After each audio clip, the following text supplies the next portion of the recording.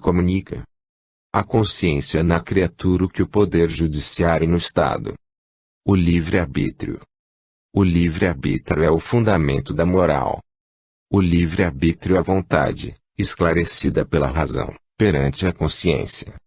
Alguns filósofos, os deterministas, os fatalistas, os materialistas, negam o livre-arbítrio. Os primeiros fazem da criatura humana um autômato, um animalejo sob a ação das forças externas. Os segundos a reduzem às condições dos corpos brutos, inorgânicos, sobre os quais operam sem contraste as forças da natureza. Os últimos, considerando a alma uma simples função cerebral, nem ao menos lhe reconhecem individualidade.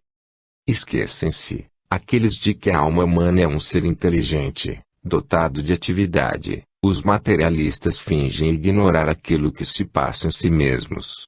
Todos eles não se lembram de que, negando o livre-arbítrio, eliminam a responsabilidade moral, reduzem a criatura humana às condições do bruto. O livre-arbítrio é a origem do mérito, ele é, portanto, fundamento da moral. Termina aí o ciclo evolutivo da força psíquica. Pela sensibilidade ela recebe as impressões do mundo externo, pela inteligência, as compreende, pela vontade, age e reage, opera, produz, cria, pela razão, perscruta o infinito, pela consciência se esclarece, pelo livre-arbítrio, determina o seu destino. Eis a alma humana. A sua origem está no infinito, a sua natureza é dinâmica, sua evolução, neste mundo, se faz através do reino animal, do amibo ao homem para continuar, infalivelmente, em outros mundos. Há de continuar necessariamente sua evolução, porque, como força que é, não se destrói, não se aniquila, existe, subsiste e persiste, vem do infinito em marcha para o eterno. Tudo se cria, nada se perde. Portanto, como tudo no universo, ela vem de Deus, grande foco, e verdadeiro Azaverus caminha, incessantemente, para o grande foco, o infinito eterno, onde não há princípio nem fim. A evolução da alma. A evolução é uma lei, a que tudo está sujeito no universo. A evolução da alma humana numa encarnação termina com a volta da força ao grande foco, da qual é uma partícula em ação neste e noutros planetas, porque a força parcelada parte de um ponto e volta a esse mesmo ponto, o grande foco. Uma vez adquiridos os recursos, conquistados os meios, alcançados os postos, que a necessidade ia criando sucessivamente, sob a imposição dos fenômenos impressionantes do mundo externo, na sua variedade quase infinita, no universo, considerado estática e dinamicamente, a força psíquica humanizada, a alma humana aperfeiçoa-se e progride, perlustrando a escala dos seres humanos, que se diferenciam, formando classes distintas, pelo caráter, pelo saber e pela moral. Necessidades de outra ordem, mais complexas, oriundas do agrupamento dos indivíduos em famílias, em sociedades, em povos, modificam a alma, compelindo-a a moldar-se às contingências do meio, lei de adaptação aplicada à alma, e desse modo, as arestas, as agruras, as asperezas, as sombras deixadas pela hereditariedade, outra lei proclamada pelo sábio Darwin, são cortadas, aplainadas, brunidas, esbatidas, e assim a alma se despe, se limpa das impurezas, que trazia da longa jornada, percorrida do berço à virilidade, da criação à individualização e neste último estágio, que é o aperfeiçoamento, percorre os agrupamentos, a família, a sociedade, a nação. Assim, pois, as diversas condições em que se realiza, em que se efetua a vida corpórea, as circunstâncias que a rodeiam, as peripécias que se dão, outros tantos meios, são outros tantos incentivos à evolução, ao aperfeiçoamento, ao progresso do espírito ou da alma antes de se tornar espírito racional.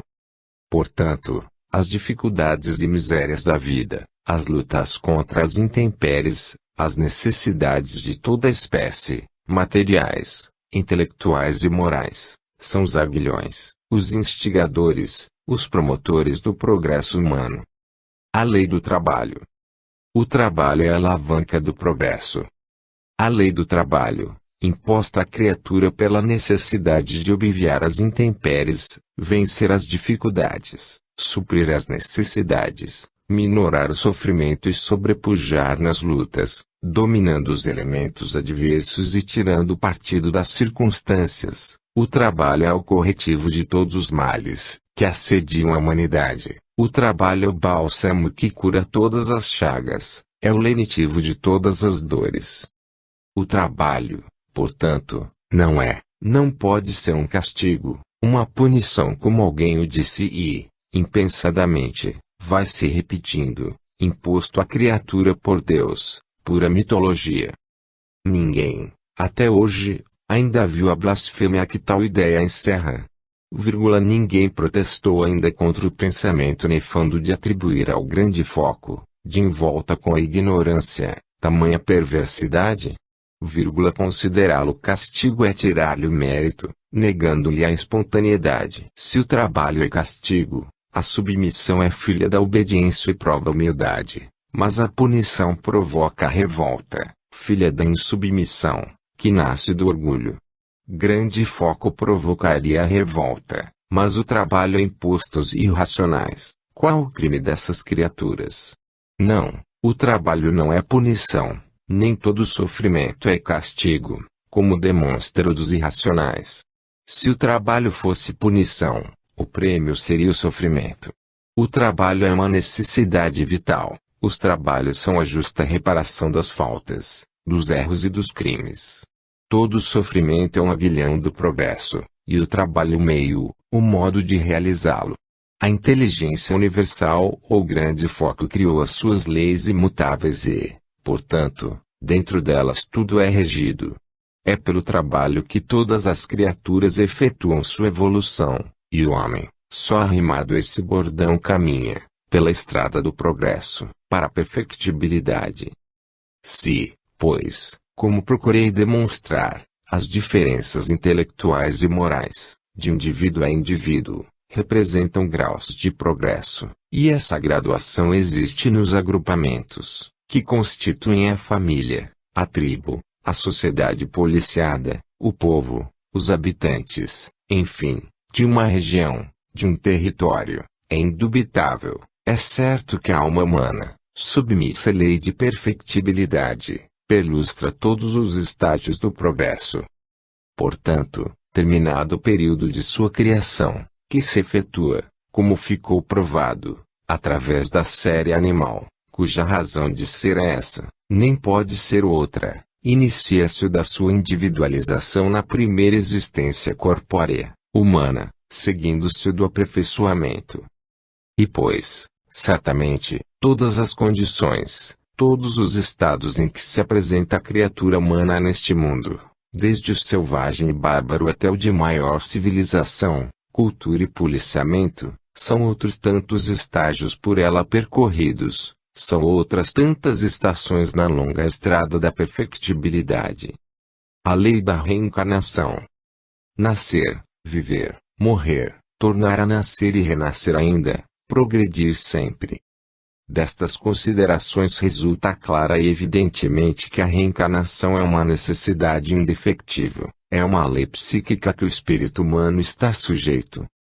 É nela e só por ela, que a alma humana pode, perlustrando a vida da perfectibilidade, realizar o seu progresso, aperfeiçoar-se, depurar-se e elevar-se na escala dos seres à categoria superior de espírito puro. O espírito puro não tem mais necessidade, não carece de tomar um corpo carnal para evoluir e trabalhar neste mundo, porque completou o seu tirocínio, tendo atingido o grau de adiantamento intelectual e moral que ele pode proporcionar. A reencarnação, além de ser uma necessidade, pois que sem ela o espírito não pode aperfeiçoar-se, é também o meio de que ele pode socorrer-se para reparar as suas falhas, provando assim um arrependimento sincero. Uma vida, uma existência corpórea, por mais longa que seja, é insuficiente, incontestavelmente, para a criatura, por mais inteligente que seja, adquirir a totalidade dos conhecimentos, que são o cabedal, os tesouros da humanidade. Demais, a inteligência desenvolve-se, evolui, como tudo no universo, não surge completa, perfeita, como Minerva da cabeça de Júpiter.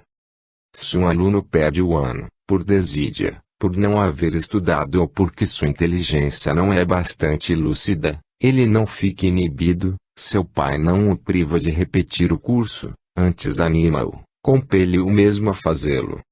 Por que, pois, há de o grande foco impedir suas partículas, as criaturas, de repetirem o curso desta escola, privando-se assim do único recurso, de que podem dispor, para aprender as lições racionais e científicas já explanadas por Jesus, e que também ensinou-nos a amar ao próximo como a nós mesmos.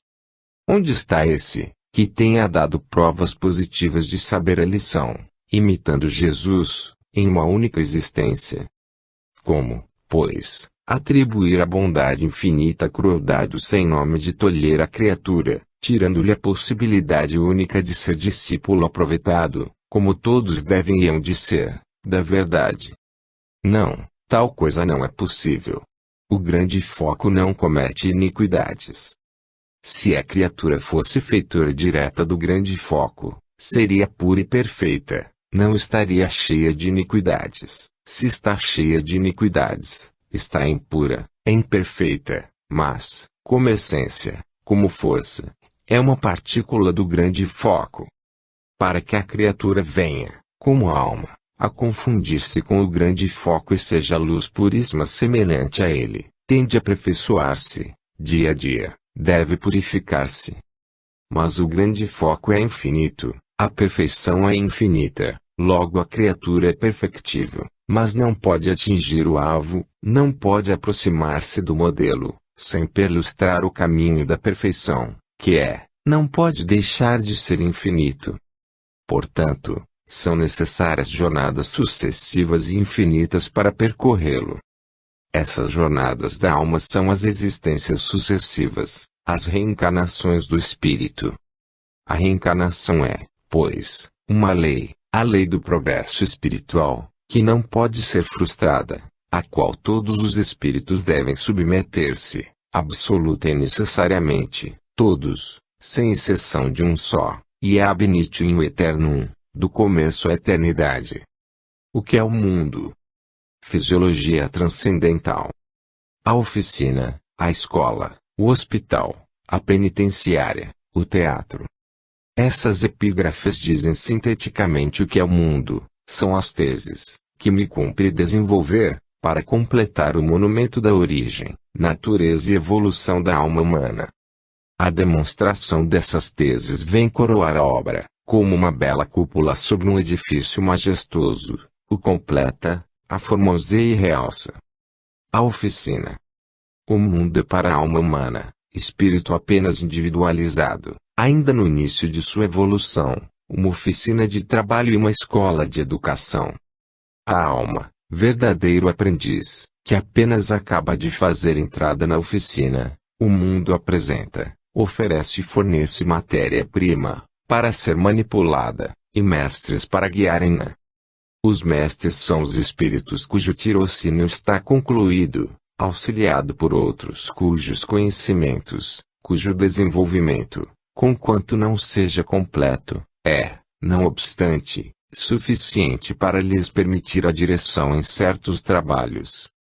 São considerados, ordinariamente, e erroneamente chamados anjos da guarda, protetores, guias, os mestres. Os espíritos auxiliares são os que têm afinidade espiritual com o encarnado. Essa é a norma nas nossas oficinas e escolas onde os mestres e chefes entregam a direção de um aprendiz, mais adiantado, um ou mais condiscípulos.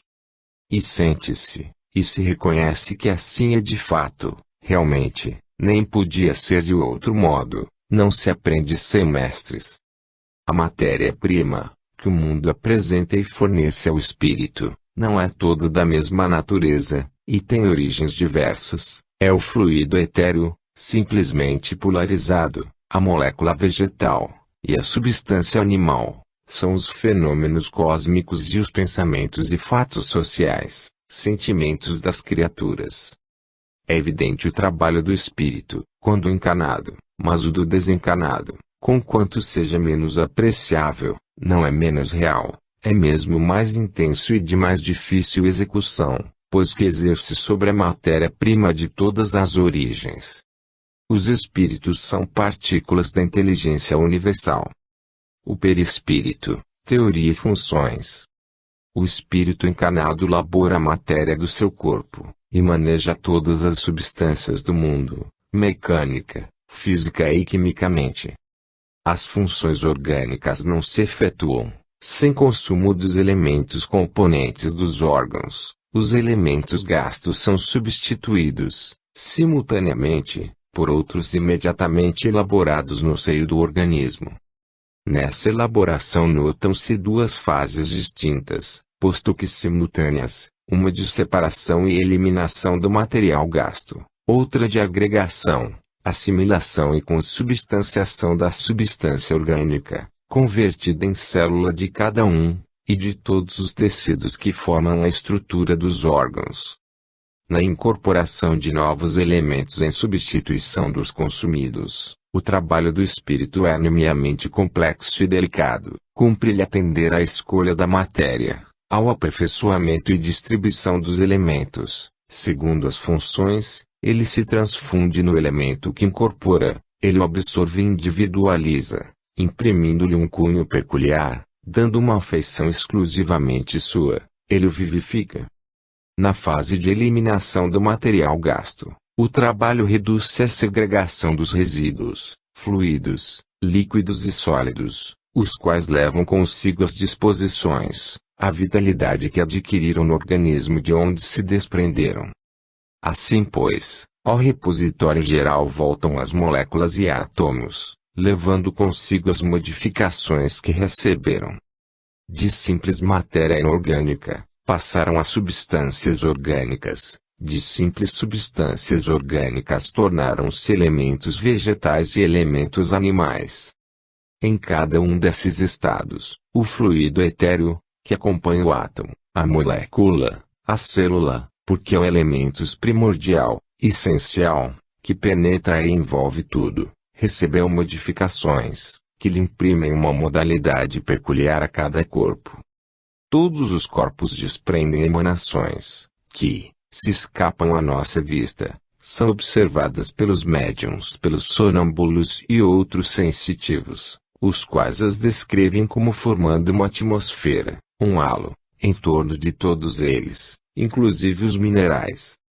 É a aura dos esoteristas, ou o perispírito, dos espíritas. Do que fica exposto se infere, logicamente, que o espírito elabora o seu perispírito, desde o início de sua formação e individualização, ele é a sua pele e o seu arcabouço, é como a corrente elétrica de que ele é o dínamo, o azeite de que ele é a mecha, são inseparáveis ab aeternum eternum, de eterno em eterno. O perispírito tem por base o fluido etéreo, parte integrante do átomo. Há, portanto, no repositório comum muitas ordens de auroátimas ou perispíritos, desde os que envolvem os corpos brutos, até as que provêm da criatura humana.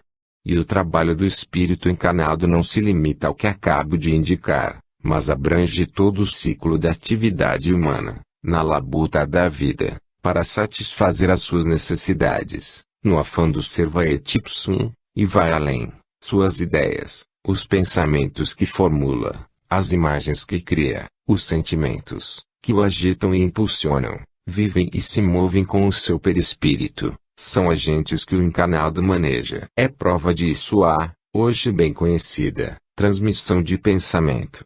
E como pensamento, também o sentimento se transmite.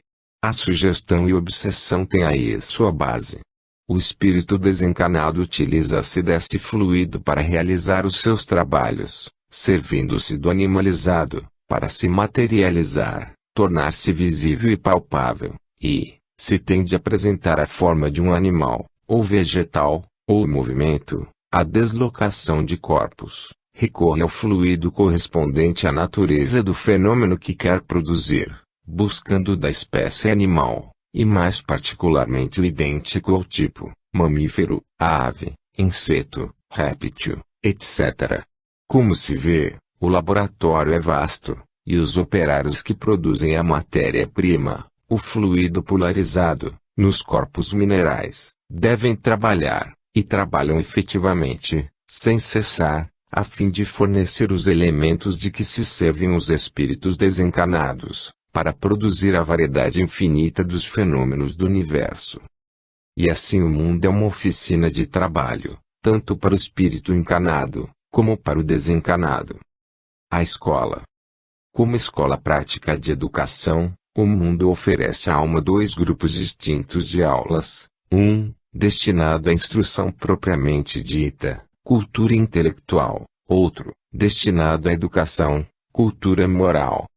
Na oficina o espírito vitaliza e animaliza a matéria, tornando-a apta para formar o corpo astral, corpo anímico ou perispírito. É esse o trabalho que, com auxílio do criptoscópio, lobrigamos na oficina. A escola, no seu grupo de aulas para cultura intelectual, é tão completa, tão pródiga mesmo, que nenhum aluno conseguiu ainda, nem jamais conseguirá, completar o curso, senão após numerosas matrículas, para frequência com assiduidade e aproveitamento. No grupo das de cultura moral e formação do caráter ou educação propriamente dita, as aulas são ainda mais numerosas, constituindo diversos cursos, cada qual mais difícil, desde aquele em que se deve modificar uma simples disposição viciosa, até aquele em que devem ser corrigidos defeitos e vícios inveterados, a vaidade, a desídia, a luxúria, a inveja, a maledicência, a mendacidade, o latrocínio, o ciúme, a ira, o ódio, o orgulho e tantos outros vícios, que tornam o homem infeliz e fazem o atraso da humanidade. Na oficina o espírito pule matéria, na escola a alma é polida pelo atrito das paixões com os interesses, lá o esmero é a necessidade, aqui a dor.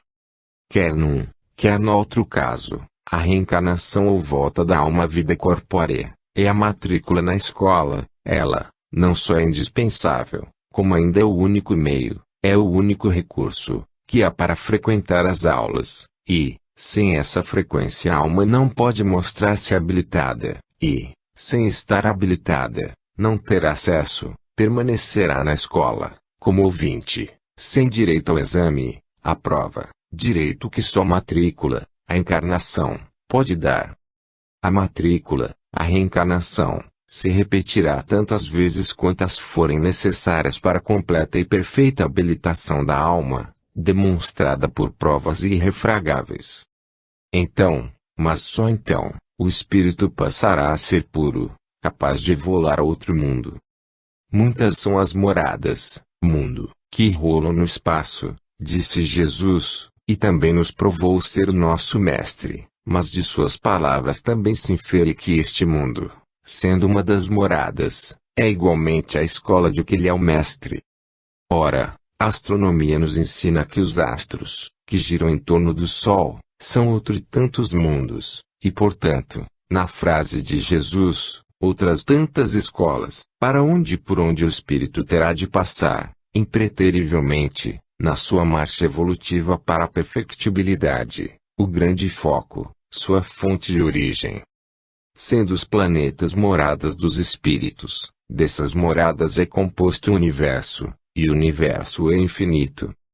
Logo, a marcha evolutiva do espírito para a perfectibilidade intermina, a perfeição está no infinito que é o grande foco.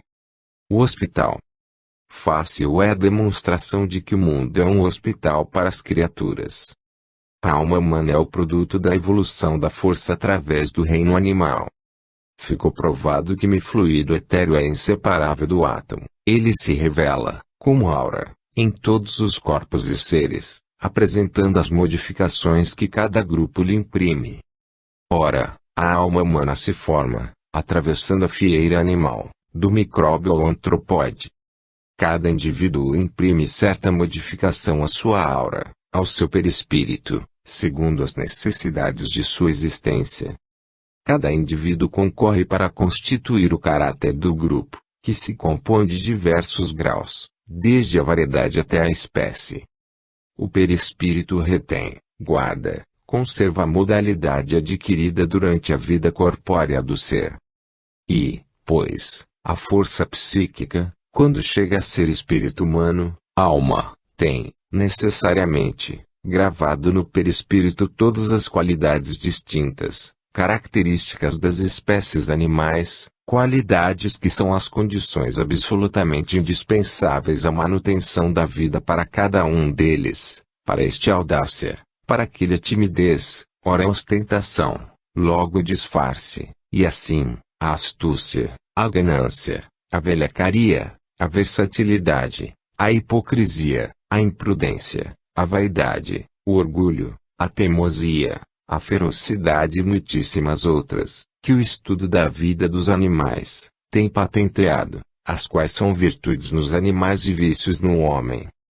Além dessas disposições viciosas, oriundas do processo de sua formação, outras são criadas, hauridas no meio em que se desenvolve o espírito, provenientes de suas relações e muitas outras circunstâncias, tais são a ambição, a mendacidade, o latrocínio, a venalidade, a maledicência, a luxúria, o fanatismo, o cepticismo, etc., os atentados aos bens, a honra e a vida dos seus semelhantes.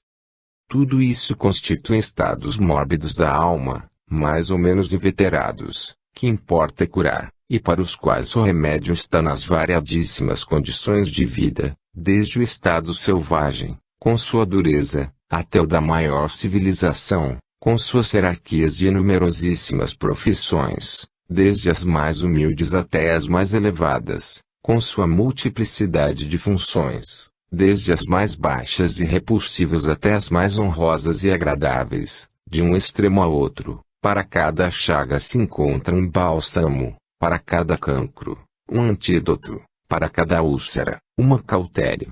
É, como disse Hipócrates, ea quae ferrum non sanat, ignis sanat. O que o ferro não cura, o fogo cura. A cura é sempre possível, ela há de realizar-se impreterivelmente, depende de tempo e severidade na aplicação do remédio.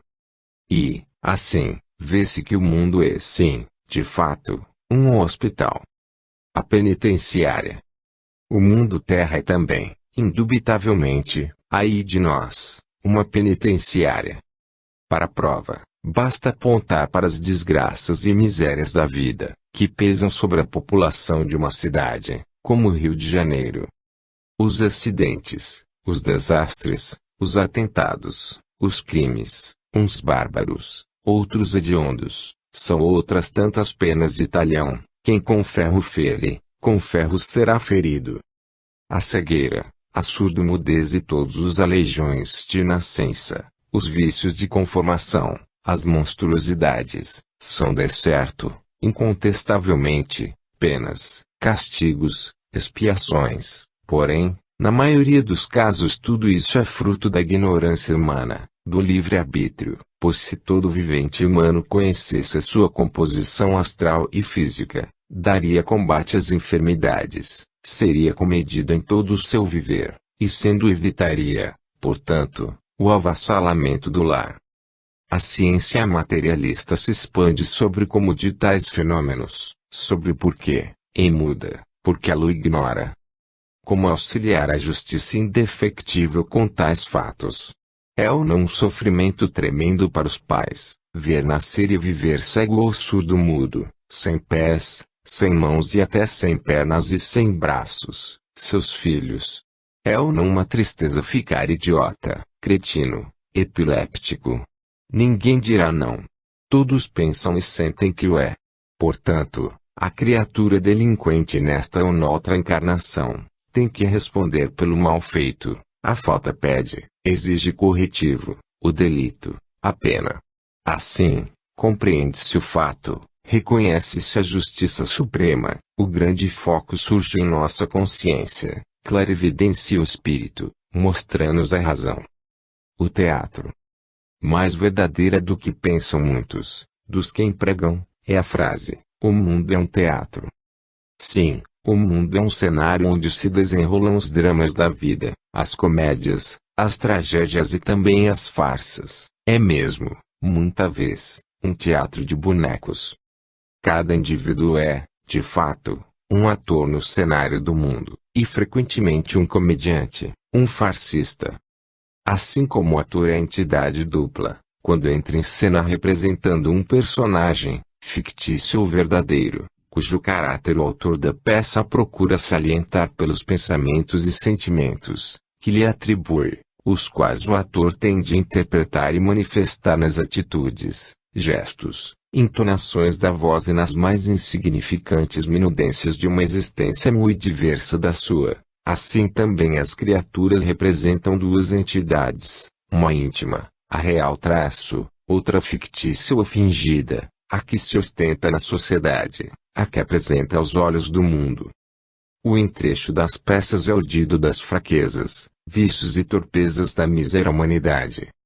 Sobre o palco, a virtude, a honradez, a inocência, triunfam ordinariamente, mas na grande cena social, nesse teatro, onde todos são atores, o que triunfa é a esperteza, a habilidade na arte de iludir, e a dissimulação, a hipocrisia e a fereza com que se sacrifica tudo à plutocracia.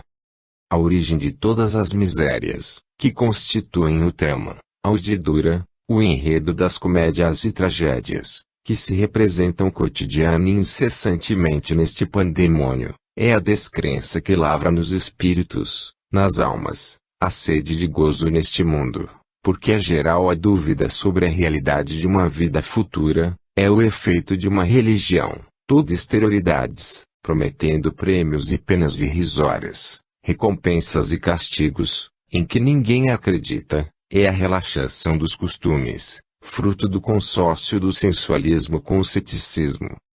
O desejo, a sede de gozos, inerentes à natureza humana, ligada à dúvida ou à descrença sobre a realidade da existência da alma e, consequentemente, sobre a de uma vida futura, real e positiva, esse consórcio danado produziu a tirania, que avassala, domina, subjuga as sociedades civilizadas, impondo-lhes uma organização que cria a necessidade de laquear, fingir, iludir, sofismar para ter alguma, não perder de todo a liberdade, porque, opor-se ativamente, lutar às claras, é buscar ser esmagado, isto é, quando o homem não é esclarecido, não tem convicção da verdade. Eis porque, como demonstrou o eminente Max Nordau, a mentira é a rainha do mundo.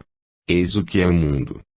Julgo haver demonstrado, se não com beleza, ao menos com verdade e clareza, de modo compreensível, logicamente, a tese, origem, natureza e evolução da alma humana, indo até a altura em que a alma tendo-se feito pura, evolua para outros mundos. Com o auxílio do meu criptoscópio, instrumento, a razão, por meio da qual vê-se aquilo que por sua natureza não é visível, e pode-se devassar as regiões metafísicas, fui até onde era possível, até onde encontrei fenômenos, fui mesmo além, fui até onde a indução e a analogia me facultaram chegar, prevendo outras séries de evoluções do espírito. Além está o impossível, o que não pode ser descoberto, nem sequer pressentido pela inteligência mais perspicaz, servida por um criptoscópio perfeito, constituído como ele até agora. Aqueles que lerem estas páginas sem prevenção de seitas ou escolas, desculpem minha ousadia, hão de reconhecer que elas encerram uma verdade que representa uma valiosa conquista, são resultado de valente esforço de um estudioso que procura obedecer ao conselho de Sócrates, quando disse, Nocite ipsum. Conheça a si mesmo. Fim.